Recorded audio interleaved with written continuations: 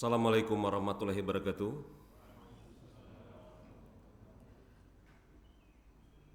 Alhamdulillah. Alhamdulillah hamdan katsiran thayyiban barakan fih kama yuhibbu rabbuna wa yarda. Wa asyhadu an la ilaha illallah wahdahu la syarikalah. Wa asyhadu anna Muhammadan abduhu wa rasuluhu la nabiyya ba'da ma ba'du.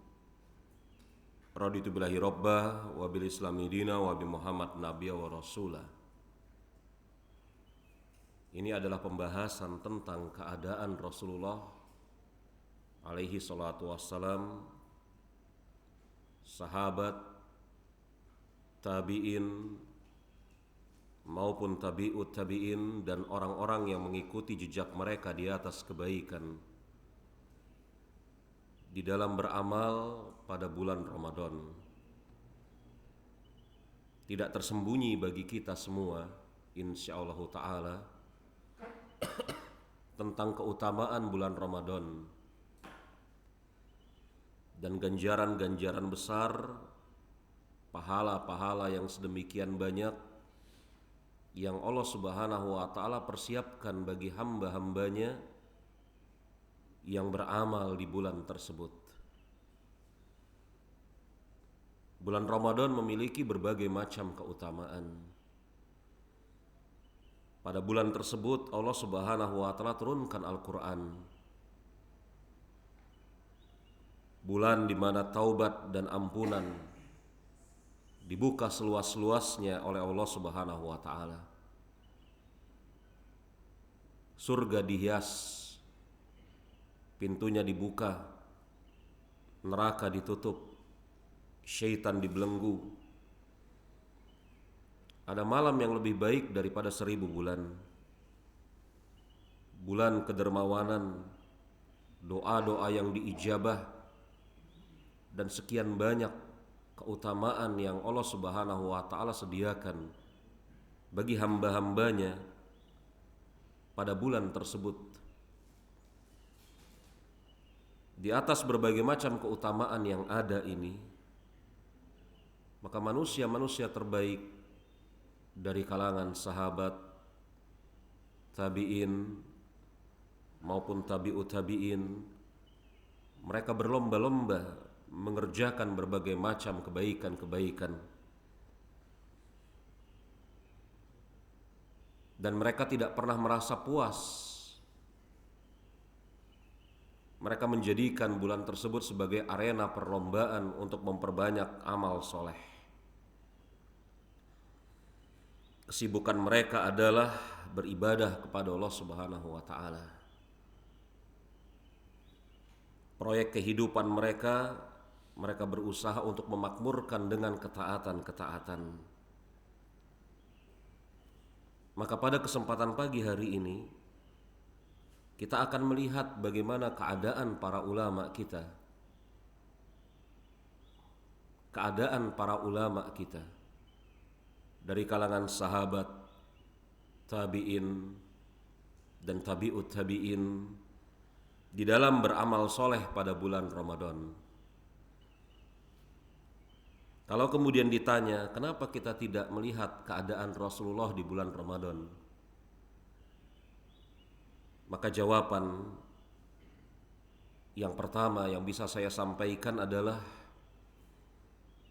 banyak orang yang kemudian beralasan dengan kerasulan beliau untuk tidak mengikuti jejak langkah beliau, dengan mengatakan bagaimana mungkin kita bisa mengikuti Rasulullah padahal beliau seorang nabi dan rasul, sedangkan kami adalah manusia biasa, bukan nabi dan rasul. Kalimat ini benar, akan tetapi terkandung di balik makna pengucap kalimat tersebut adalah kehendak untuk menyingkir dari usaha mengikuti Rasulullah Sallallahu Alaihi Wasallam. Tetapi kalau kemudian kita ambil contoh manusia biasa, bukan nabi dan rasul, yang mereka tidak maksum, mereka juga penuh dengan kekurangan, Kemudian contoh-contoh yang nanti akan kita sebutkan, kita hadapkan, kita cerminkan kepada diri kita, maka akan menjadi tahulah kita bahwasanya kita ini generasi belakangan sungguh sangat tertinggal dibanding generasi yang terdahulu. Hal ini saya sampaikan mudah-mudahan dengan sebab itu Allah Subhanahu wa taala membangkitkan kesadaran kita. Apabila kita tertidur, Allah Subhanahu wa taala bangunkan kita dari tidur. Apabila kemudian kita lemah, tidak memiliki cita-cita yang tinggi, kita berharap Allah Subhanahu wa taala menguatkan diri kita dan memberikan kepada kita cita-cita yang tinggi. Banyak hal sebagaimana yang telah saya sampaikan tadi, amal-amal soleh yang bisa dikerjakan oleh seorang hamba di bulan Ramadan banyak sekali. Tetapi pada kesempatan hari ini, pagi ini, saya akan sebutkan 3 atau 4 saja amal soleh yang mampu dikerjakan oleh seorang hamba, sekaligus kita lihat bagaimana para sahabat, tabi'in dan tabi'ut tabi'in beramal dengan amal-amal soleh tersebut. Allah Subhanahu wa ta'ala menurunkan Al-Quranul Karim di bulan Ramadan. Tidak diragukan lagi, telah menjadi suatu keyakinan secara pasti bahwasanya Al-Quranul Karim adalah kitab yang paling utama, kitab suci yang paling utama yang tidak ada kekurangan kebatilan dari berbagai macam sisinya. Allah Subhanahu wa ta'ala turunkan Al-Quranul Karim di bulan Ramadan. Maka berkumpul 2 hal utama pada saat tersebut, yakni keutamaan Al-Quranul Karim dan keutamaan bulan Ramadan. Syahrul Ramadan allazi unzila fihil Qur'an. Bulan Ramadan, bulan di mana Allah Subhanahu wa taala turunkan Al-Qur'anul Karim. Yang kata Abdullah bin Mas'ud radhiyallahu anhu, Al-Qur'an Allah Subhanahu wa taala turunkan untuk 3 alasan. Yang pertama, yakni untuk dibaca, beribadah dengan cara membacanya. Tidak ada di muka bumi ini bacaan yang apabila kita baca mendatangkan pahala per hurufnya dengan 10 ganjaran kecuali Al-Quranul Karim. Maka seseorang muslim ketika dia membaca Al-Quranul Karim, maka pada hakikatnya dia sedang beribadah kepada Allah Subhanahu wa ta'ala dengan cara membacanya. Tetapi Al-Quranul Karim tidak akan mungkin bisa menjadi hudalin nas, petunjuk bagi manusia, kecuali kemudian dengan yang kedua, dipahami makna-maknanya. Makanya Abu Abdurrahman As-Sulami, seorang tabi'in, mengatakan, kami, yakni para tabi'in, mendatangi Abdullah bin Abbas sambil menanyakan tafsir ayat per ayat, mulai dari awal Al-Quran sampai akhirnya. Dan kami tidak beranjak kepada 10 ayat yang kedua sampai memahami 10 ayat yang pertama.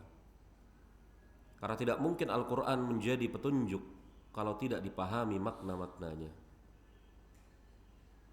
Dan yang ketiga, tujuan Al-Quran diturunkan oleh Allah Subhanahu wa ta'ala, kata Abdullah bin Mas'ud, adalah untuk diamalkan. Makanya orang-orang kafir pada hari akhirat kelak nanti akan menyesal, sebagaimana Allah Subhanahu wa ta'ala kabarkan keadaan mereka ketika mereka kemudian diberikan kitab, akan tetapi mereka berpaling dari kitab tersebut.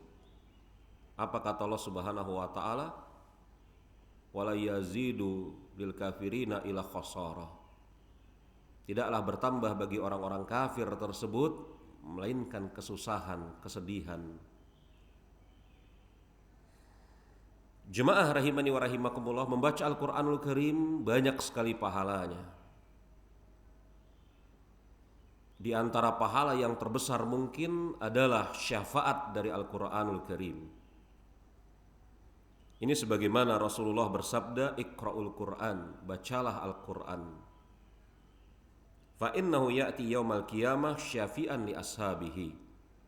Karena Al-Qur'an ini akan datang pada hari kiamat memberikan syafaat bagi orang yang membacanya.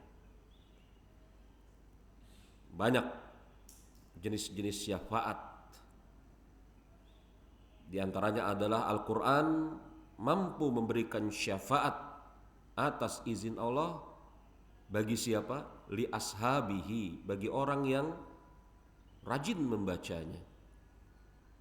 Tidaklah dikatakan ashab, sahabat, kecuali dia bermuamalah intim dengan Al-Qur'anul Karim. Kalau seseorang kemudian hanya melihat sesekali dan atau cuma kenal itu namanya fulan,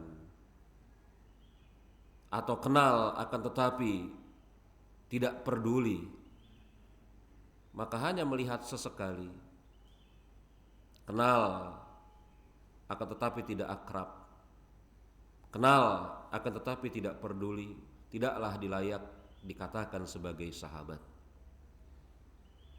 Maka kata para ulama semisal Imam An-Nawawi, yang dimaksud li ashabihi, sahabat Al-Quran, adalah orang yang bermuamalah dengan Al-Quranul Karim secara intens. Banyak syafaat yang Allah Subhanahu wa taala sediakan. Di antaranya syafaat dari Al-Quranul Karim.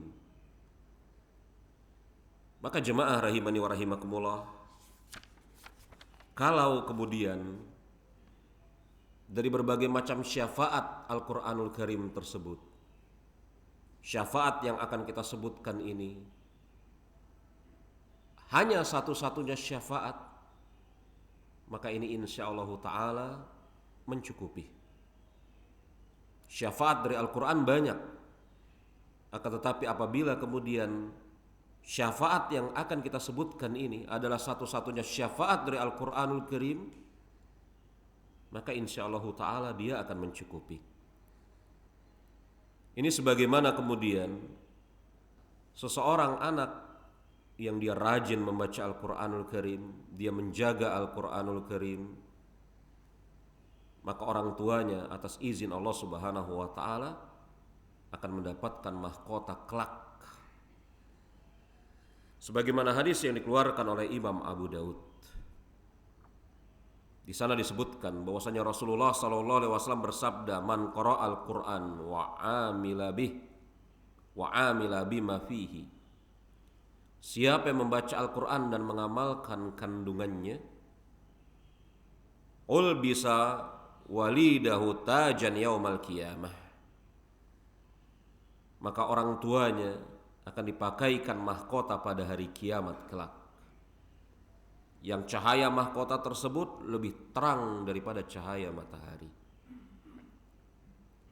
Kalau kemudian ada hadiah yang terbaik yang bisa diberikan oleh seorang anak kepada kedua orang tuanya, maka saya tidak meragukan di antara hadiah terbaik tersebut adalah mahkota pada hari kiamat yang didapatkan oleh orang tua karena anaknya, yakni dia, menjadi orang yang betul-betul perhatian terhadap Al-Quranul Karim. Nabi kita Nabi Muhammad alaihi salatu wassalam mengkhususkan diri untuk membaca Al-Quranul Karim dalam sehari semalam. Di bulan-bulan lain, apalagi bulan Ramadan. Bahkan di bulan Ramadan, Jibril turun kepada beliau untuk kemudian mendengar bacaan Al-Quran Rasulullah saling mendengarkan bacaan Al-Quran, dan ini terjadi di malam hari, kata Abdullah bin Abbas.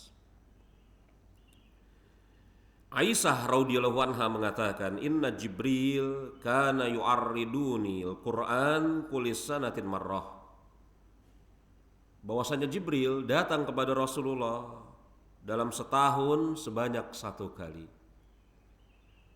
Yakni maksud Jibril membacakan kepada beliau Al-Quran dalam setahun sebanyak 1 kali, ini dalam arti mendengar bacaan Al-Quran Rasulullah secara lengkap.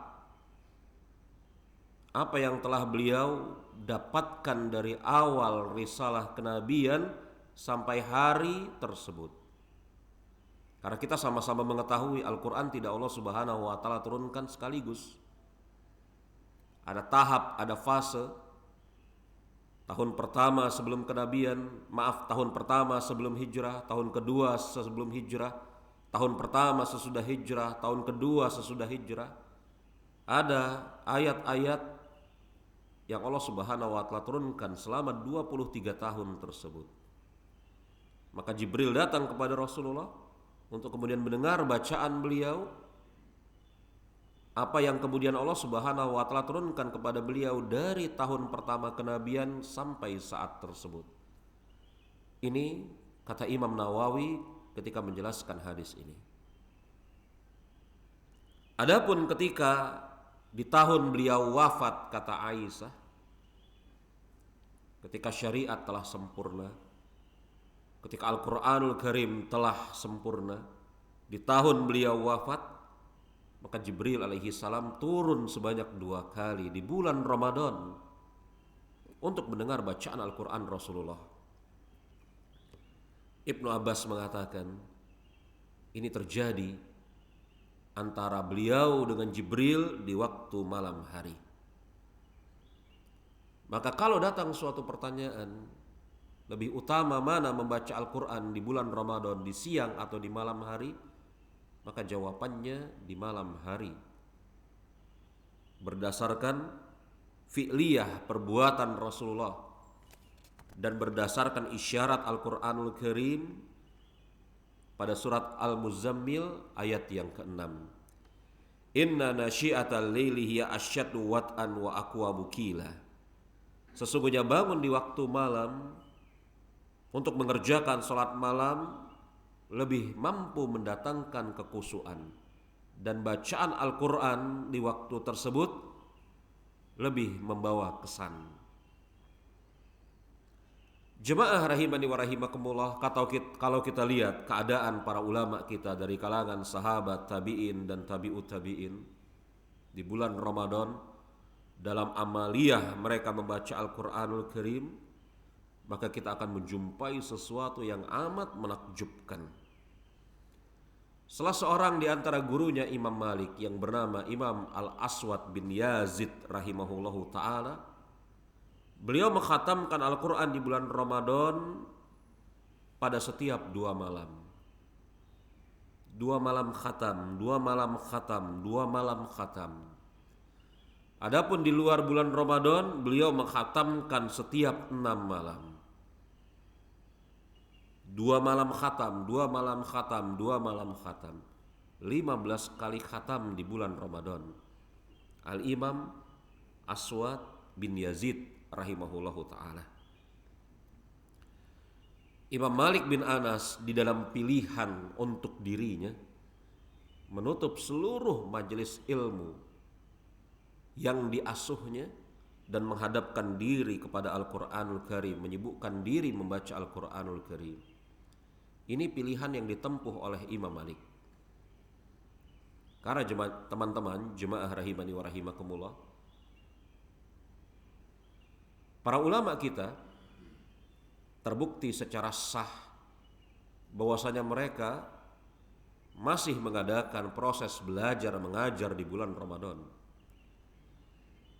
Saya pernah mengumpulkan riwayat-riwayat yang menjelaskan tentang keadaan para ulama di dalam proses belajar mengajar di bulan Ramadan.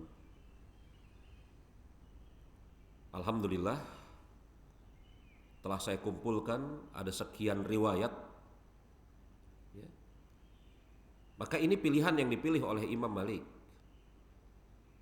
Tetapi bukan pilihan yang dipilih oleh Imam Malik itu adalah satu-satunya pilihan. Bukan seperti itu. Tetapi kita bisa lihat bagaimana semangatnya Imam Malik rahimahullahu ta'ala. Imam Sa'id bin Jubair, salah seorang tabi'in, di antara murid terbaiknya Abdullah bin Abbas radhiyallahu anhuma, mengkhatamkan Al-Quran setiap 2 malam. Kalau kemudian ada yang mengatakan manusia-manusia ini, para ulama, mungkin kurang kesibukannya, urusannya tidak banyak, maka perhatikan baik-baik Al-Walid bin Abdul Malik. Siapa Al-Walid bin Abdul Malik? Dia adalah anaknya Abdul Malik bin Marwan. Siapa Abdul Malik bin Marwan? Anaknya Marwan bin Hakam.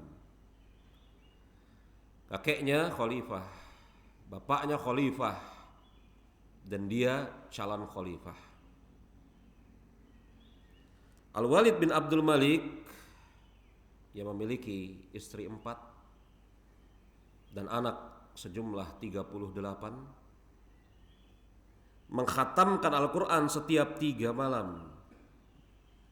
Adapun di bulan Ramadan beliau mengkhatamkan Al-Quran sebanyak 17 kali. Lalu bagaimana suatu negeri tidak diberkahi oleh Allah Subhanahu wa ta'ala kalau calon pemimpinnya dan pemimpinnya memiliki tabiat dan sifat seperti ini? Kita sama-sama mengetahui orang yang paling rentan tersibukkan dengan perkara dunia di antaranya putra para raja. Orang yang paling rentan kemudian dimakan oleh dunia adalah putra para raja, putra para khalifah. Tetapi Al-Walid bin Abdul Malik, dia tidak seperti itu. Jemaah rahimani wa rahimakumullah, bagaimana kemudian Imam Ar-Rabi bin Sulaiman, salah seorang di antara murid terdekatnya Imam Syafi'i, mengatakan bahwasanya Asy-Syafi'i rahimahullahu ta'ala mengkhatamkan Al-Quran di bulan Ramadan sebanyak 60 kali. Sehari 2 kali khatam Imam Syafi'i. Imam Bukhari rahimahullahu ta'ala mengkhatamkan Al-Quran setiap siang. Berarti beliau 30 kali khatam di bulan Ramadan. Dan berdiri mengerjakan sholat setelah tarawih. Lihat bagaimana mazhabnya Imam Bukhari. Secara tampak zohir jelas beliau mengerjakan sholat setelah tarawih.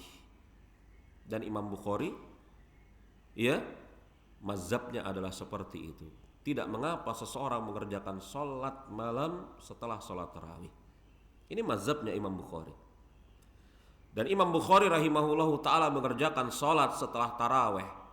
Dalam 3 malam beliau mengkhatamkan Al-Quran. Berarti sholatnya, selama sholat di bulan Ramadan beliau mengkhatamkan sebanyak 10 kali. Total 40 kali Imam Bukhari mengkhatamkan Al-Quranul Karim. Ada seorang ulama yang bernama Imam Ibnu Asakir, ulama besar yang berasal dari Damaskus, yang memiliki kitab tarikh Dimaski. Yang kitab tarikh ini Allahu a'lam sampai hari ini sepertinya belum ada tandingannya. Tercetak dalam 72 jilid tebal. Manusia berlomba-lomba ingin datang ke Damaskus belajar kepada Imam Ibnu Asakir. Akan tetapi ada yang sempat menjumpai beliau, ada yang kemudian luput tidak sempat menjumpai beliau. Pada zaman tersebut kita sama mengetahui tidak ada teknologi perekam suara maupun gambar video. Maka cara yang paling valid untuk mengetahui keadaan seseorang seperti apa, wajahnya, bentuk tubuhnya, fisiknya, suaranya, adalah bertanya kepada orang yang paling dekat. Maka di antara orang yang paling dekat adalah Al-Qasim bin Ali, anaknya Imam Ibnu Asakir. Orang-orang bertanya kepada Al-Qasim bin Ali, bagaimana sifat ayahmu? Al-Qasim bin Ali mensifati ayahnya dengan mengatakan, ayahku sangat bersemangat mengerjakan sholat berjamaah, membaca Al-Quran, mengkhatamkan Al-Quran pada bulan Ramadan setiap malam. Dan apabila masuk 10 hari terakhir, beliau iktikaf di Masjid Damaskus pada bagian menara sebelah timur di bawahnya. Cermati jemaah rahimani wa rahimakumullah.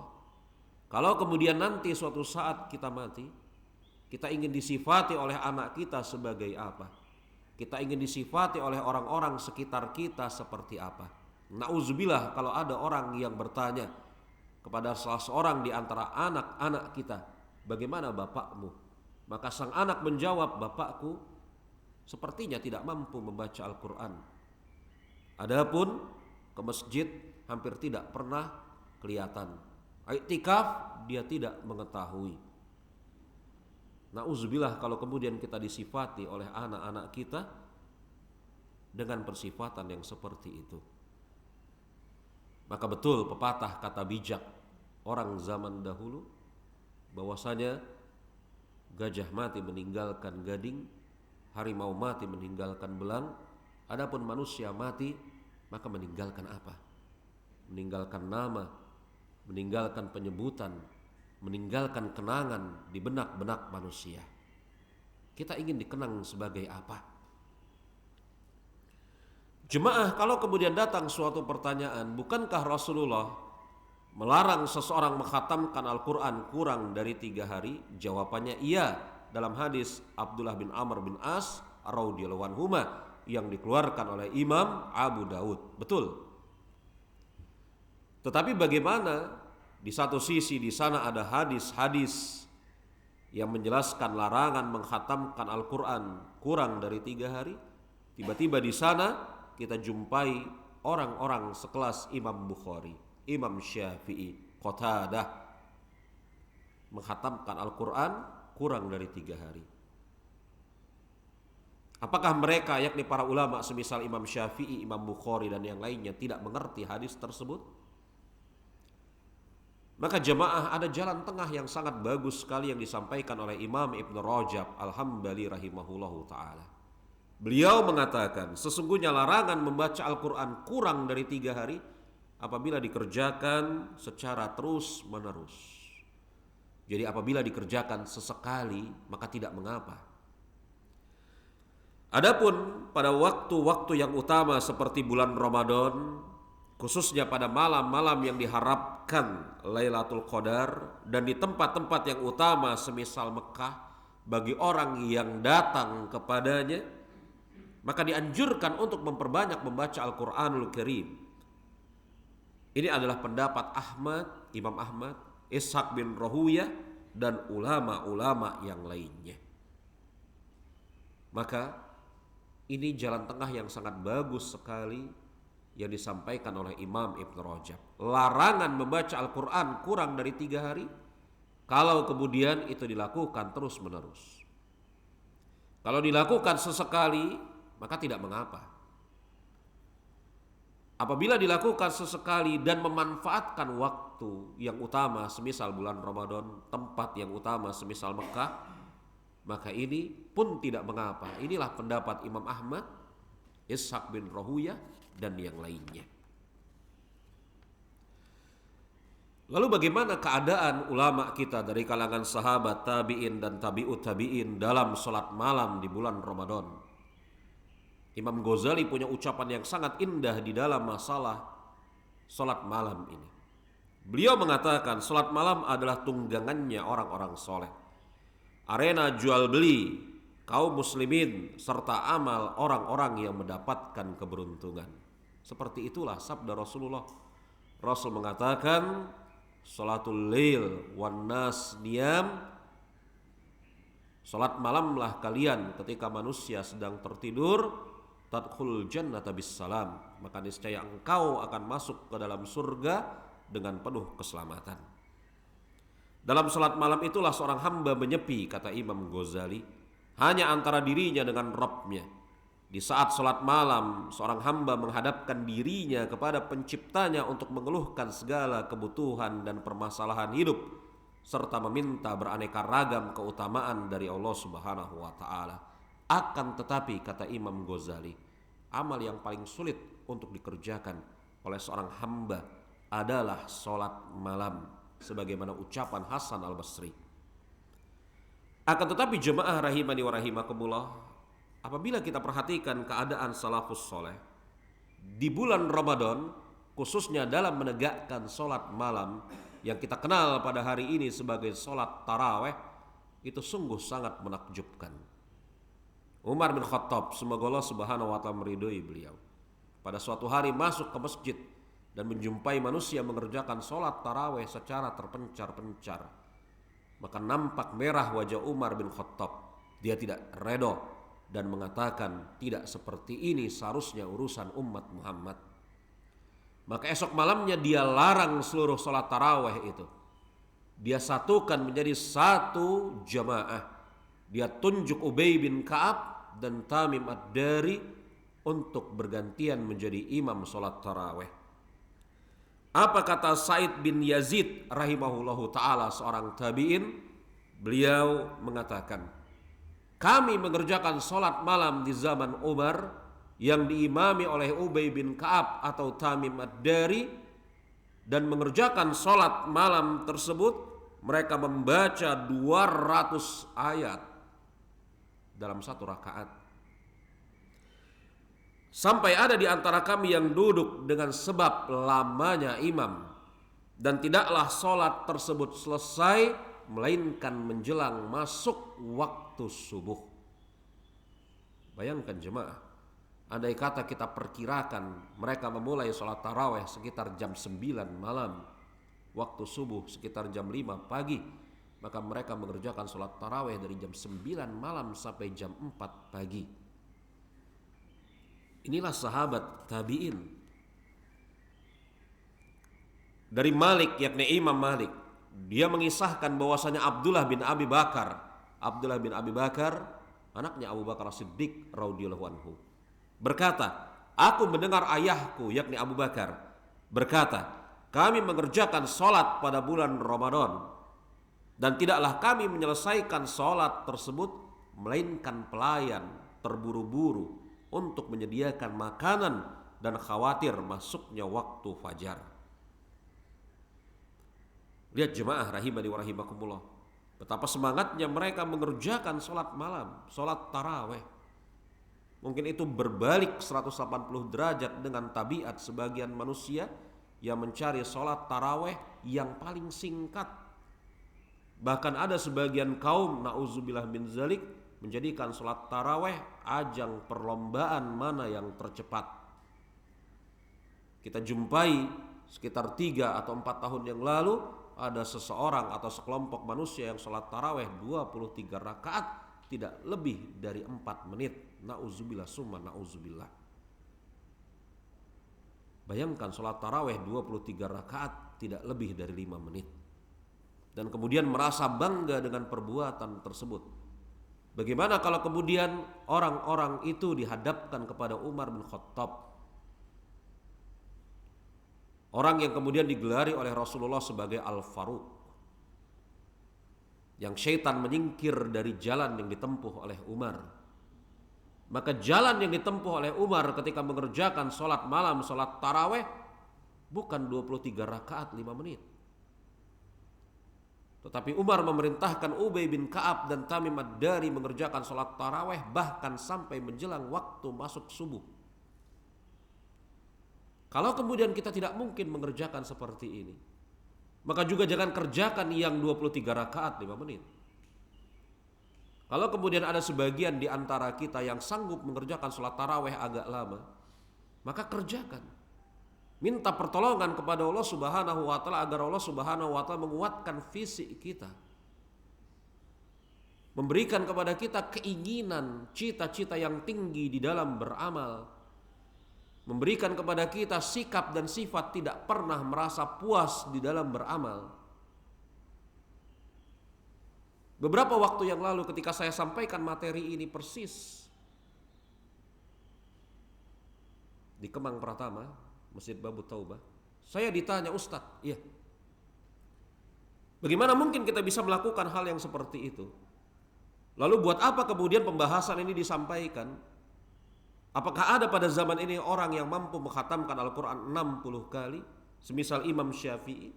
Pertanyaan bagus sekali. Sekaligus juga menyibak maksud saya menyampaikan materi ini. Jemaah rahimani wa rahimakumullah, kaum muslimin pada hari ini, khususnya anak-anak mudanya, kehilangan panutan. Atau kalau mereka memiliki panutan, mereka memiliki panutan yang salah. Kita memerlukan panutan. Saya, Anda, kita semua memerlukan panutan, teladan. Teladan di dalam beramal soleh. Maka dalam urusan akhirat, jadikan teladan di dalam beramal soleh adalah orang yang lebih tinggi dibanding diri kita. Adapun urusan dunia, lihat kepada orang yang lebih rendah dibanding diri kita. Itu wasiat, nasihat Rasulullah. Jangan kemudian apabila dalam urusan akhirat, oh saya menghatamkan 1 juz sehari. Alhamdulillah, itu ada orang yang gak khatam. Tidak seperti itu seharusnya. Dalam urusan akhirat, lihat kepada orang yang lebih tinggi dibanding kita. Saya sehari 1 juz. Itu kok ada orang yang sehari bisa 3 juz? Jangan cepat berpuas diri. Hal yang kemudian ditanamkan oleh para ulama adalah sikap agar jangan sampai cepat berpuas diri dalam amal soleh. Saya sampaikan jawaban itu. Betul-betul kita memerlukan panutan. Generasi hari ini kehilangan panutan, atau kalau mereka memiliki panutan, mereka memiliki panutan yang salah. Maka kita hadirkan contoh orang-orang yang terbaik di dalam masalah ilmu dan amal, agar kemudian kita memiliki panutan yang indah di dalam masalah ini. Jemaah rahimani wa rahimakumullah. Lalu bagaimana keadaan mereka salafus soleh di dalam kedermawanan di bulan Ramadan? Nabi kita Nabi Muhammad alaihi salatu wassalam orang yang dermawan, sangat dermawan. Di luar bulan Ramadan, masuk bulan Ramadan, beliau bertambah dermawan. Ini sebagaimana ucapan Abdullah bin Abbas radhiyallahu anhu. Ibnu Abbas mengatakan, karena Rasulullah sallallahu alaihi wasallam ajwada bil khairi min rihil mursalah. Adapun apabila masuk bulan Ramadan, beliau yakni Rasulullah itu lebih dermawan dibandingkan angin yang berhembus. Amsal ini, permisalan ini sungguh sangat menarik sekali. Apa yang dimaksud sangat dermawan sehingga seperti angin yang berhembus? Kata Imam Nawawi, angin berhembus itu akan mencapai titik di mana saja, kemana-mana angin itu. Bukan angin yang terkurung di dalam suatu tempat, tapi angin yang berhembus kemana-mana, yang menunjukkan bahwasanya kedermawanan Rasulullah itu menyebar kemana-mana. Jemaah, ketika membawakan hadis ini, Imam Ibn Rajab menukil ucapan Imam Syafi'i. Perhatikan, bagus sekali fatwa Imam Syafi'i ini. Kata Imam Syafi'i, hadis tersebut yang barusan kita baca, ini menjadi suatu dalil atas disukai seseorang bertambah dermawan di bulan Ramadan. Dalam rangka mengikuti Rasulullah, dan pada saat tersebut manusia sangat membutuhkan kedermawanan mereka, serta dengan kesibukan manusia di dalam mengerjakan puasa dan sholat daripada memikirkan pekerjaan mereka. Fatwa yang bagus dari Imam Syafi'i. Kenapa saya katakan fatwa yang bagus dari Al-Imam Asy-Syafi'i? Karena Imam Syafi'i ketika menjelaskan hadis Rasul lebih dermawan di bulan Ramadan, beliau mengatakan ini menunjukkan bahwasanya disukai untuk lebih dermawan di bulan Ramadan. Ini fatwa fikih. Tetapi lihat bagaimana kemudian Imam Syafi'i melanjutkan ucapannya dengan kemudian berfatwa agar seorang muslim memiliki kepedulian sosial kepada saudaranya sesama muslim yang lain. Apa kata Imam Syafi'i? Karena pada saat tersebut, yakni di bulan Ramadan, manusia sangat membutuhkan kedermawanan mereka. Apa implementasi dari fatwanya Imam Syafi'i ini jemaah? Kita kadang-kadang jumpai orang-orang zahirnya muslim dan kita tahu bahkan dia muslim akan tetapi tidak berpuasa. Siapa orang-orang ini? Di antaranya, maaf ya, ojol. Di antaranya pekerja keras, tukang gali, kabel, kuli panggul di pasar-pasar. Mereka tidak berpuasa di bulan Ramadan. Kalau kemudian kita tanya kepada mereka, seperti saya juga pernah bertanya kepada mereka, Bang, kenapa Anda tidak berpuasa di bulan Ramadan? Ini kan bulan Ramadan. Mereka menjawab, saya pekerja harian.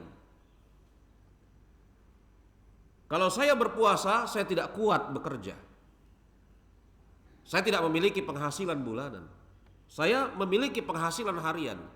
Kalau saya berpuasa, saya tidak kuat bekerja. Kalau saya tidak bekerja pada hari ini, maka saya tidak mendapatkan uang.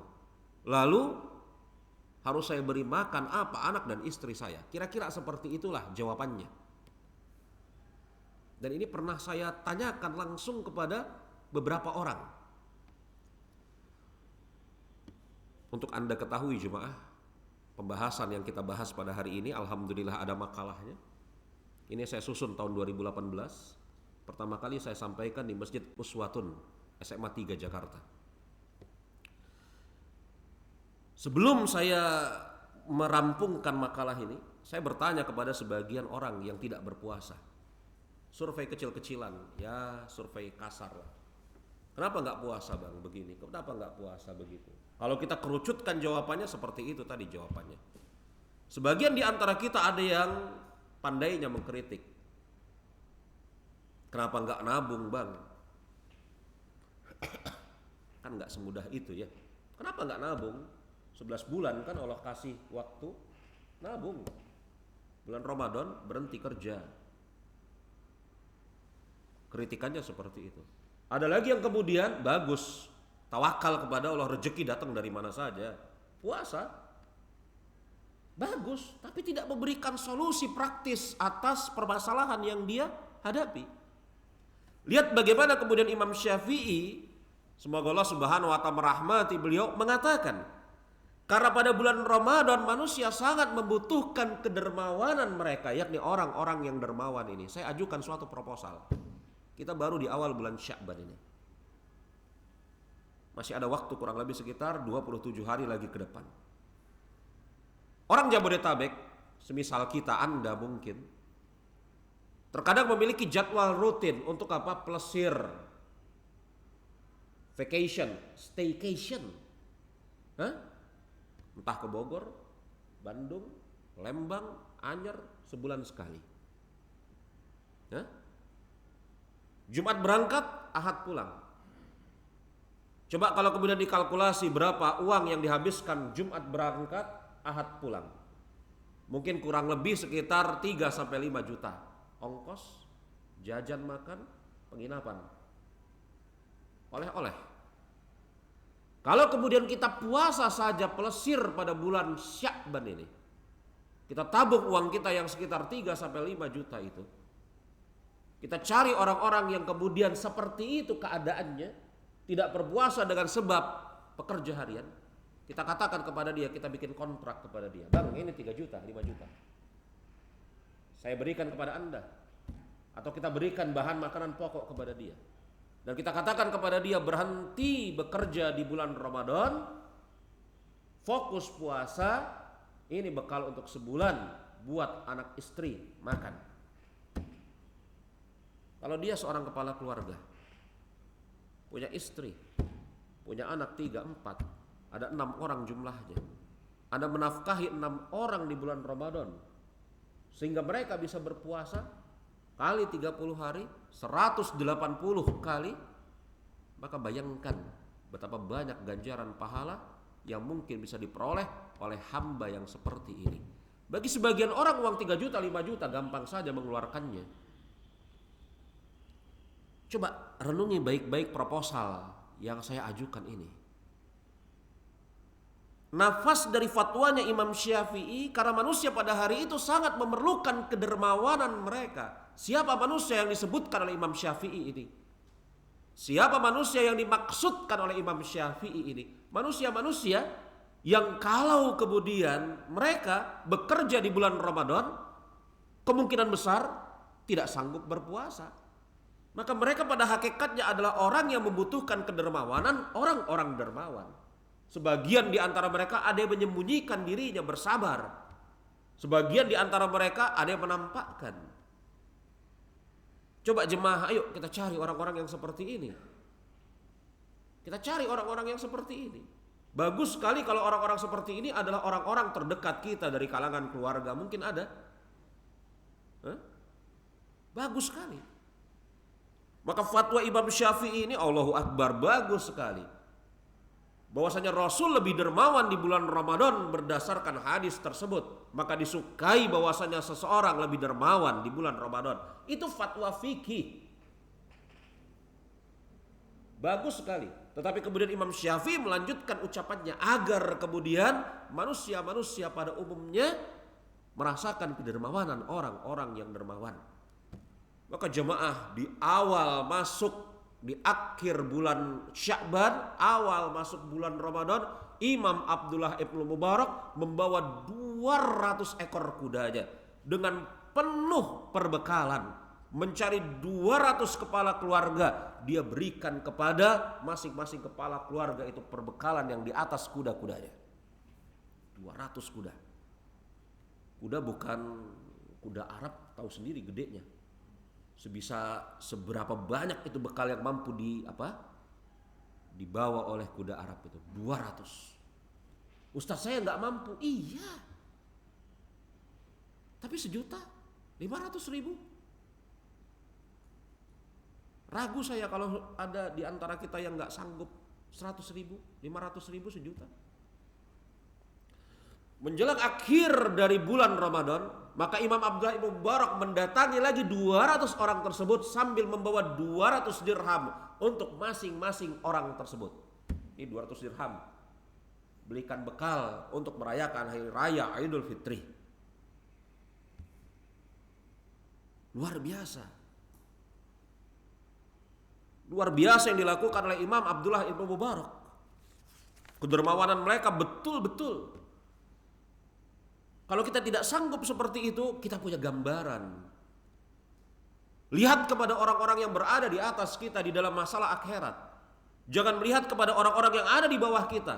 Kalau kita melihat kepada orang-orang yang berada di bawah kita di dalam masalah akhirat, sungguh kita akan menjadi orang yang kemudian celaka. Makanya orang-orang fakir dari kalangan Ansor, mereka bersedih.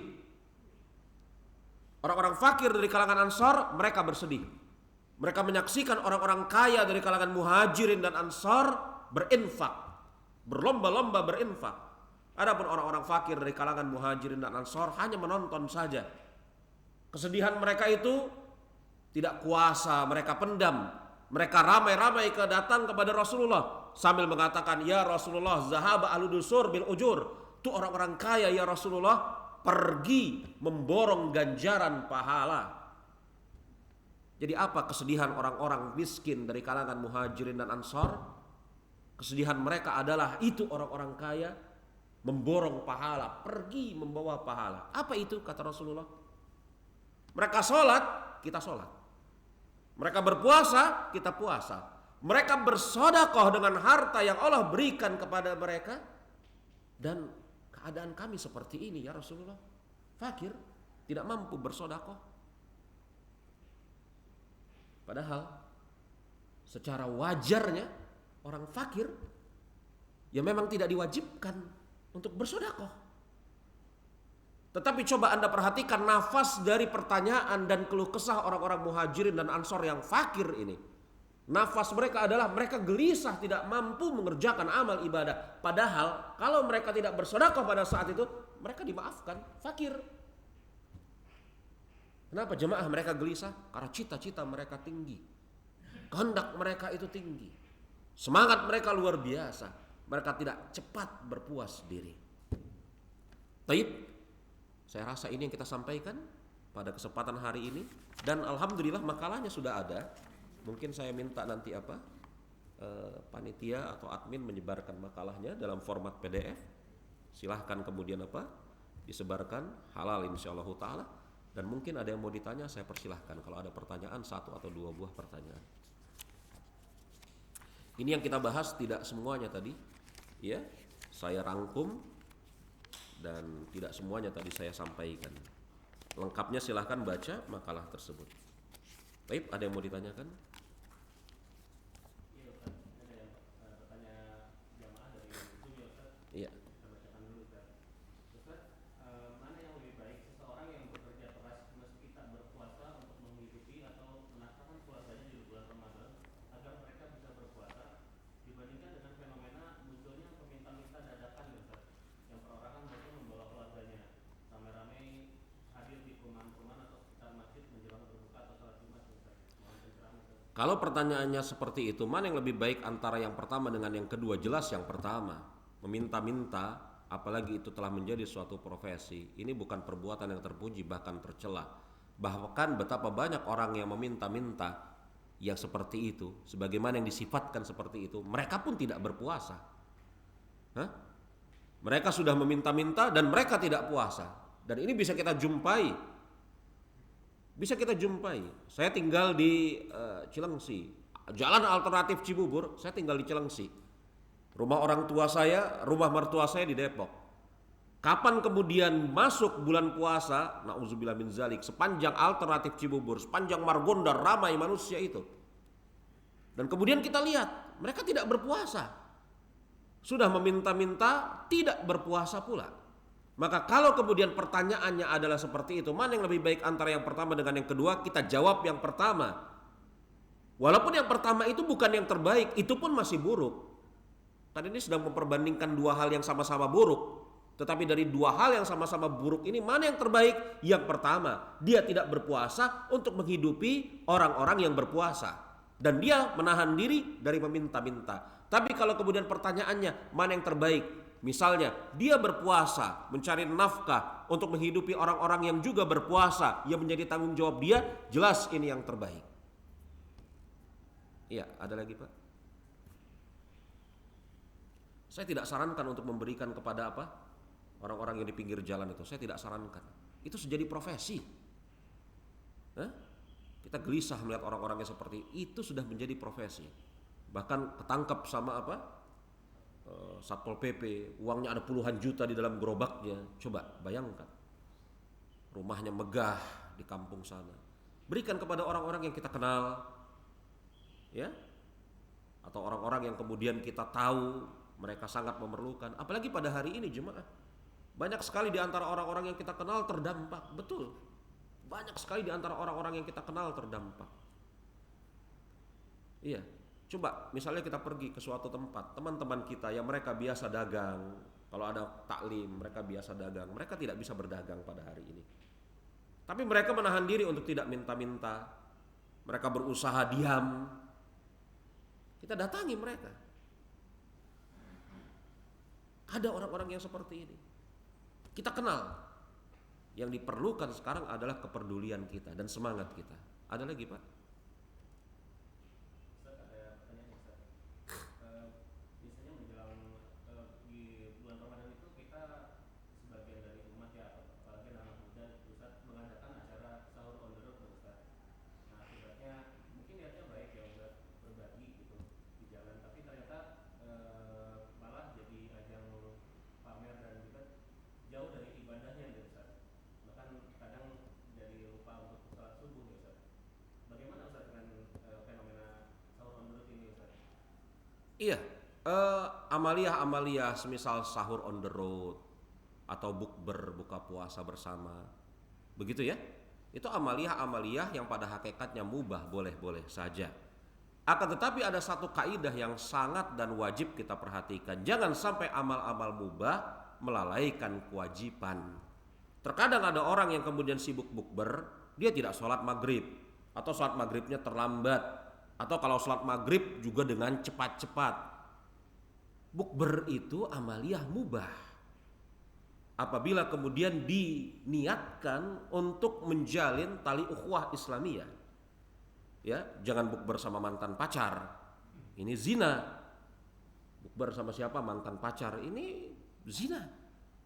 Kalau bukber dengan apa? Dengan keluarga, dengan orang-orang komplek, untuk menjalin tali ukhuwah Islamiyah, niatnya seperti itu, maka ini bagus.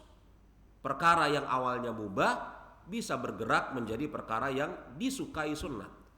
Akan tetapi baik itu perkara mubah atau kemudian sunnat, jangan sampai melalaikan kita dari suatu kewajiban atau menjerumuskan kita kepada pelanggaran syariat. Misal sahur on the road, itu amaliyah mubah.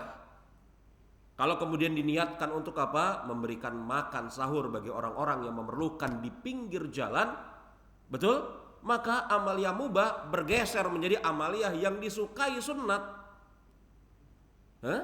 Bahkan kemudian bisa menjadi amaliyah yang wajib. Tapi wajibnya ini bukan wajib ain. Andai kata bisa bergeser jadi wajib, tapi wajib kifayah. Betul ya? Jangan sampai kemudian amaliyah mubah yang bergeser menjadi sunat ini menjerumuskan kita kepada perkara yang haram. Misalnya membuat gaduh sehingga mengganggu kaum muslimin yang mungkin sedang mengerjakan sholat di waktu tersebut. Karena ada sebagian kaum muslimin yang di waktu sahur pun mengerjakan sholat. Iya toh? Jangan bikin gaduh. Itu yang pertama. Jangan kemudian apa? Bersamaan dengan itu, yakni sahur on the road ini, laki-laki dengan perempuan yang bukan mahram boncengan, lari kemana-mana, kabur. Ini terjatuh kepada kemaksiatan. Maka perkara yang mubah jangan sampai melalaikan kita dari ketaatan dan jangan sampai menjatuhkan diri kita kepada kemaksiatan. Persis seperti ada pertanyaan yang disampaikan kepada saya 2 hari yang lalu terkait pembahasan ini. Bolehkah kemudian di bulan Ramadan misalnya masjid mengadakan lomba buat anak-anak? Lomba azan, lomba iqomat, lomba tahfidz, begitu ya? Jawabannya bolehkah di bulan Ramadan diadakan lomba-lomba seperti itu? Maka saya jawab boleh. Dan ini bagus. Dianalogikan, dikiaskan kepada apa? Perbuatan Rasulullah yang kemudian membikin semacam boneka mainan buat Aisyah.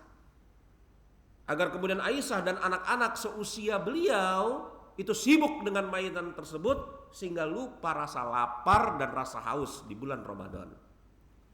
Cuma sudah barang tentu jangan sampai kemudian dengan sebab adanya perlombaan tersebut orang tuanya terlalaikan dari target-target kebaikan yang mesti dan wajib mereka lakukan. Begitu. Ya. Baik Ustaz, ini belum ada pertanyaan yang masuk Ustaz dari jamaah, yaitu kita kasih kesempatan kalimat itu Ustaz. Iya. Ini nih ada nih. Terima kasih atas penyampaiannya, semoga Allah berikan dan berkeluarga. Tadi terkait baca Quran, kalau mana yang kira-kira lebih utama antara menghatamkan dari misalnya 1 sampai 30 atau memurjah malam itu Ustaz. Gimana kalau memurjah malam kan barangkali kita bisa baca lebih cepat sehingga kuantitasnya lebih banyak, dan barangkali kalau yang sudah kita hafal tuh kita sudah paham sebagian maknanya, jadi bisa lebih direnungkan ibaratnya. Terima kasih. Iya. Ini pertanyaan seperti ini pertanyaan yang berulang kali datang, tapi sekaligus pertanyaan yang bagus sekali. Mungkin pertanyaan yang kita buat sebagai pertanyaan terakhir ya Pak ya. Mana yang paling utama di bulan Ramadan? Dari 3 hal. Tadi pertanyaan teman kita ini 2, saya tambah 1. Yang pertama memperbanyak baca Al-Quran, atau yang kedua mentadaburi Al-Quran, atau yang ketiga memperbaiki bacaan Al-Quran. Kan seperti itu ya. Mana yang paling utama di bulan Ramadan? Memperbanyak membaca Al-Quran. Sudah barang tentu perkataan memperbanyak membaca Al-Quran ini dengan berusaha sebaik-baiknya membaca Al-Quran. Bukan kemudian membaca Al-Quran targetnya diperbanyak, tidak peduli benar atau salah. Ya, ini bukan bacaan yang benar berarti. Dia memperbanyak membaca Al-Quran tetapi masih berusaha memperhatikan apa? Memperhatikan kebagusan di dalam tata cara membaca Al-Quranul Karim. Mana yang lebih utama? Memperbanyak membaca Al-Quran, mentadaburi Al-Quran, atau memperbaiki bacaan Al-Quran?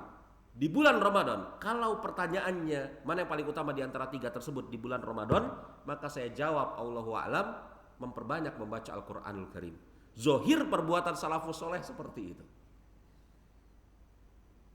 Ya, tapi kalau kemudian kita masih mampu mengerjakan lebih dari 1 dari 3 pilihan tersebut, itu sungguh sangat bagus sekali. Misalnya kita membaca Al-Qur'anul Karim, kita punya target 30 juz dalam 1 bulan. Anggaplah target kita seperti itu. 660 halaman. Maka sehari 22 halaman. Satu selesai sholat yakni wajib, maka kita baca 5 sampai 6 halaman. Bagi orang yang lancar membaca 5 sampai 6 halaman, itu kurang lebih sekitar 15-20 menit. Yang membacanya terbata-bata 30 menit. Buktiin aja deh. Yang bacanya lancar 15 sampai 20 menit. Bahkan bisa kurang dari itu. Yang membacanya terbata-bata, matanya kemudian mulai lamur, 30 menitan. 30 menit. Jadi sehari semalam 1,5 jam. Iya kan? Kurang lebih 1,5 jam bagi yang lancar. Bagi yang gak lancar kurang lebih sekitar 2 jam.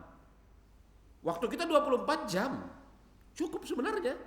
Permasalahannya kan permasalahan alokasi waktu. Kalau kemudian kita bisa mencari buka puasa, takjil, kita bisa mencari buka puasa mulai waktunya kita sediakan ba'da asar, pulang menjelang maghrib, bisa tuh. Itu ya, mencari takjil, ba'da asar pergi jam 4, pulang menjelang maghrib, bisa. Nonton sinetron 2 jam bisa.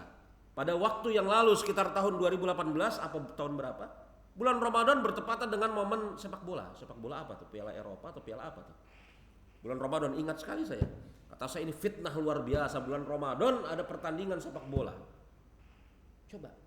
Bisa kita untuk melakukan hal yang seperti itu. Masa membaca Al-Quran 2 jam tidak bisa? Ini permasalahannya bukan tidak ada waktu, tidak ada kemauan, tidak mampu membagi waktu secara baik. Kalau kemudian di masjid masih ada taklim yang menjelaskan makna Al-Quran tafsir, berapa lama dalam sepekan? 1,5 jam, kita bisa datang.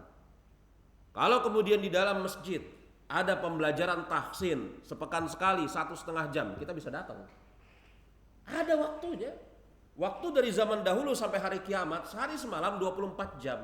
Anda jangan bayangkan Imam Syafi'i membaca Al-Quran sehari semalam 2 kali khatam di bulan Ramadan. Sehari semalam pada zaman Imam Syafi'i 72 jam. Enggak. Sehari semalam pada zaman Imam Syafi'i yang beliau mampu mengkhatamkan 2 kali, itu 24 jam, persis seperti kita. Cuman permasalahannya orang-orang seperti itu pandai, yang pertama memperhatikan skala prioritas, dan yang kedua semangatnya tinggi, yang ketiga pandai kemudian membuat alokasi waktu. Ini untuk bekerja, ini untuk beribadah, ini untuk membaca Al-Quran, dan mereka taat atas itu. Ini yang gak kita punya. Tapi kalau kemudian gak bisa, harus pilih salah satu di antara 3 itu. Begitu ya. Allahu a'lam, saya akan memilih zohir dari perbuatan salaf, memperbanyak membaca Al-Quran. Itu yang mereka lakukan. Ada yang khatam sekian puluh kali. Yang zohirnya mereka memperbanyak membaca Al-Quranul Karim. Allahu a'lam bisawab. Kita tutup sampai di sini pembahasan kita. Subhanakallahumma wa bihamdika asyhadu an la ilaha illa anta astaghfiruka wa atubu ilaik. Wa akhiru da'wana alhamdulillahirabbil alamin. Assalamualaikum warahmatullahi wabarakatuh.